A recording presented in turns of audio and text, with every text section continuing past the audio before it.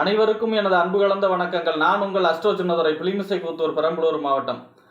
தமிழ் வருடம் விஸ்வாவசு வருடத்துடைய பலன். அதாவது பார்த்தீங்கன்னா, தமிழ் வருடம் மொத்தம் 60 வருடம். பிரபவ, விபவ, சுக்கில, பிரமோதூத ஆரம்பித்து குரோதனாட்சியில் முடியும். அதாவது மொத்தம் 60 வருஷம். 60 வருஷத்துக்கும் பேர் இருக்குது. 60 வருஷத்துக்கும் வெவ்வேறு விதமான பலன்கள் இருக்குது. இந்த 60 வருஷம், அதாவது இந்த 60 வருஷம் முடிஞ்சதுன்னா மீண்டும் அதே 60 வருஷம் மீண்டும் தொடங்கும். அப்போ குரோதனா அட்சயம் முடிஞ்சதுன்னா மறுபடியும் பிரபவ ஆரம்பிக்கும். அதாவது ஃபஸ்ட்டு வருஷம். இப்போ இந்த 60 வருஷமும் இப்படி ரொட்டேஷனாக ஆகிட்டு இருக்கும். கலியுகம் மொத்தம் 4,32,000 வருஷத்தில் இந்த வருஷம் பார்த்திங்கன்னா, இந்த விஸ்வாவசு வருடம் பார்த்திங்கன்னா 5127வது வருஷம். இந்த விஸ்வாவசு வருஷம் பிறக்குது. அதாவது ஒரு 60 வருஷத்துக்கு ஒரு தடவை ரொட்டேஷன் ஆகி வந்துக்கிட்டு இருக்கக்கூடிய தமிழ் வருஷம் கலியுகத்தில் 5127வது வருஷமாக இந்த வருஷம் ஆரம்பிக்குது. இப்போ இந்த விஸ்வாவசு வருடம், அதாவது பார்த்திங்கன்னா தமிழ் வருடம் விஸ்வாவசு வருடத்துடைய பலன், அதாவது ஒரு வருடத்திற்கும் பலன் இருக்குது. குரோதி முடிஞ்சு விஸ்வாவசு வருஷம் ஆரம்பிக்குது சித்திரை 1ஆம் தேதி. இப்போ இந்த சித்திரை 1ஆம் தேதி ஆரம்பிக்கக்கூடிய விஸ்வாவசு வருடம், இந்த ஒரு அடுத்த சித்திரை வரைக்குமே இந்த விஸ்வாவசு வருடம் தான். அப்போ இதோடைய பலன்னு இருக்கும்.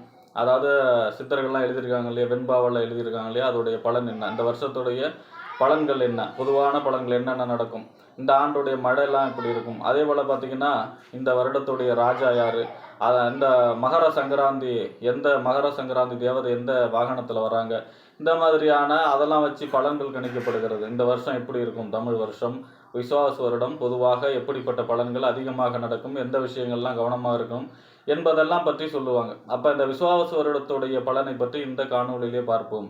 இதுபோன்று தொடர்ந்து ஜோதிட தகவல்களை பெறவும், தமிழ் மாத ராசி பலன்களை தெரிந்து கொள்ளவும் நமது சேனல் அஸ்ட்ரோ சின்னதுரை சப்ஸ்கிரைப் செய்து கொள்ளுங்கள், லைக் பண்ணுங்கள், நண்பர்களுக்கு ஷேர் பண்ணுங்கள். அதாவது இந்த விஸ்வாவசு வருடம் இதோடைய வெண்பா என்ன சொல்லுது அப்படின்னா, வேளாண்மை சிறக்கும். அதாவது விவசாயம் செழிப்படையும், எல்லா விவசாயமும் செழிப்படையும். விவசாயம் இப்போ விவசாய லாஸ் இருக்காது இந்த வருஷம் அப்படின்னு சொல்லுது. அதாவது பார்த்திங்கன்னா, விவசாயம் எல்லா விவசாயம், அதாவது நஞ்சையாக இருந்தாலும் சரி, புஞ்சையாக இருந்தாலும் சரி, எல்லா விவசாயம் சேதாரம் இல்லாமல் அமோகமாக விவசாயம் செழிக்கக்கூடிய ஆண்டாக இருக்கும். அதே போல் பார்த்திங்கன்னா, விவசாயத்துக்கு துணையாக இருக்கக்கூடிய ஆடு மாடு, அதே போல் பார்த்திங்கன்னா வளர்ப்பு பிராணிகள் எல்லாம், பசு விருத்தி, ஆடு மாடு விவசாயம், இது எல்லாமே விருத்தியாகக்கூடிய வருஷமாகும். அதாவது அதன் மூலமாக வருமானம் பெறக்கூடிய அமைப்பாகவும், அதுவெல்லாம் பெருகக்கூடிய அமைப்பாகும். அதாவது ஆடு மாடு விவசாயம் செல்வ செழிப்பெல்லாம் பெருகக்கூடிய வருஷமாகவும் இந்த வருடம் அமையும். அதே போல் பார்த்திங்கன்னா, இந்த வருடம் அரசர்களுக்கு பகை ஏற்படும். அப்படின்னா பல நாடுகளுக்குள்ள பகை ஏற்படக்கூடிய அமைப்பாக இருக்கும் இந்த வருஷம். அதே போல் பார்த்திங்கன்னா, குழந்தைகளுக்கு நிறைய நோய் நொடிகள் ஏற்படக்கூடிய வருடமாகவும் இருக்கக்கூடிய வருடமாக இருக்கிறது. உஷ்ண சம்பந்தப்பட்ட நோய்களை கொடுக்கக்கூடிய வருடமாகவும் இந்த விஸ்வாவசு வருடம் இருக்க போகிறது. அதே போல் பார்த்திங்கன்னா, இந்த விஸ்வாவசு வருடம் நல்ல மழை பெய்யும். அதாவது பார்த்திங்கன்னா, மழைக்காலம்னா மழை பெய்யும், வெயில் காலம்னா வெயில் அதிகமாக அடிக்கும், அதே போல் குளிர்காலம்னா குளிர் அதிகமாக இருக்கும். அதாவது அந்தந்த நேரத்தில் அது கரெக்டாக நடக்கக்கூடிய வருஷமாக இருக்கும். அதாவது இப்போ மழை காலத்தில் வெயில் அடிக்கிறது, வெயில் காலத்தில் மழை அடிக்கிறதுலாம் மாறி இல்லாமல், மழை காலம்னா மழை, வெயில் காலம்னா வெயில் அதிகமாக அடிக்கக்கூடிய அமைப்பு, குளிர்காலம்னா குளிர், அந்த மாதிரியாக கரெக்டாக எல்லாமே நடக்கக்கூடிய வருடமாக இந்த விஸ்வாவசு வருடம் இருக்கக்கூடிய அமைப்பாக இருக்கிறது. இந்த விஸ்வாவசு வருடத்துடைய ராஜா யார் அப்படின்னா சூரியன். சூரியன் தான் இந்த வருஷத்துடைய ராஜா. அப்போ இந்த சூரியன் அப்படின்னாலே தலைவர், அதாவது பார்த்திங்கன்னா அரசாங்கம், தலைவர், நிர்வாக திறமை. அதாவது அப்போ அரசாங்கத்தில் பார்த்திங்கன்னா நிறைய சட்ட திருத்தங்கள் ஏற்படும். அதாவது நிர்வாக சீர்திருத்தங்கள், அரசாங்கத்துடைய நிறைய நிர்வாக சீர்திருத்தங்கள், சட்ட சீர்திருத்தங்கள்லாம் ஏற்படக்கூடிய ஆண்டாக இருக்கும் சூரியனுடைய ஆண்டுங்கிறதுனால, சூரியன் ராஜாவாக இருக்கக்கூடிய ஆண்டுங்கிறதுனால. அதே மாதிரி அரசு தலைவர்களுக்கெல்லாம் ஒரு சில பிரச்சனைகளையும் ஏற்படுத்தக்கூடிய ஆண்டாக இருக்கும். மருத்துவத்துறையில் ஒரு புதிய கண்டுபிடிப்பு, நோய்களுக்கெல்லாம் மருந்து கண்டுபிடிக்கக்கூடிய அமைப்பாக, மருத்துவத்துறையில் புதிய கண்டுபிடிப்புகள் எல்லாம் ஏற்படக்கூடிய அமைப்பாக மருத்துவத்துறை வளர்ச்சி அடையக்கூடிய ஆண்டாக இருக்கும். அதே போல் பார்த்திங்கன்னா, இந்த சூரியனோட ராஜாவாக இருக்கக்கூடிய இந்த ஆண்டு பார்த்திங்கன்னா தீயால் ஆபத்து, ஒரு சில இடங்களில் பார்த்திங்கன்னா தீயால் ஆபத்து, தீ பிடிச்சி எரிகிறது, இந்த மாதிரியான, ஏன்னா சூரியன்னா நெருப்பு கிரகம். அப்போ பார்த்திங்கன்னா தீயால் ஆபத்தை அங்கங்கே காட்டி கொடுக்குற வருஷமாக இருக்கும். தீயால் ஆபத்தை கொடுக்கக்கூடிய வருஷமாக இருக்கும். உஷ்ண சம்பந்தப்பட்ட நோய்கள் பெருகக்கூடிய வருஷமாகவும் இருக்கும்.